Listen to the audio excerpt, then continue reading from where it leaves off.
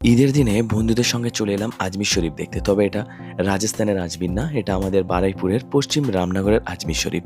তো দূর থেকে আজমির শরীফটা দেখতে ভালোই বানিয়েছে, তবে পাশের পাহাড়গুলো কোথা থেকে এনেছে এটা আমি এখনো বুঝতে পারছি না। যাই হোক, ভিতরে তোমাদেরকে নিয়ে যাই।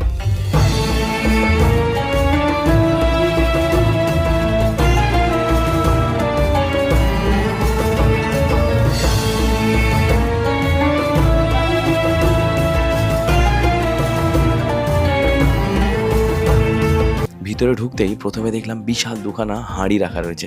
তো হাঁড়ি দুটো দেখে হাঁড়ি মনে না হলেও মেনে নিতে হবে এটা হাঁড়ি। যাই হোক, তারপরে দেখলাম সেই মাজারটাও এর মধ্যে বানিয়ে রেখেছে আর্টিফিশিয়ালভাবে। তবে এটা দেখে কেউ যেন সালাম দেওয়া বা জিয়ারত করার উদ্দেশ্যে যেও না।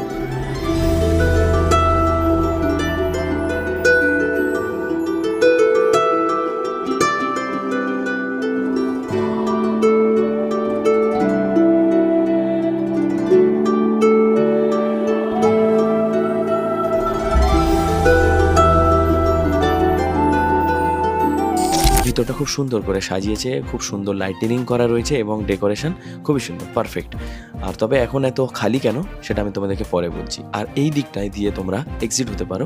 এক্সিটের জায়গাটা দেখতে পাচ্ছ, উপরের ডেকোরেশন থেকে শুরু করে সাইডে সব কিছু খুবই সুন্দরভাবে বানিয়েছে।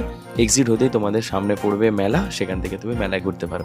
এখানে কেন এলাম, আমরা গিয়েছিলাম ঈদের দিনে বন্ধুদের সঙ্গে কোলাঘাটে। কোলাঘাট থেকে ফেরার পথে দেখলাম যে আজমির শরীফ এখানে আছে, তো একটুখানি ঘুরে গেলাম। আর ওই কারণে রাত এখন 12:30 বাজে, তো ফাঁকা ফাঁকাই রয়েছে। তো আমরা ঘুরে একটু তোমাদেরকে দেখিয়ে দিলাম।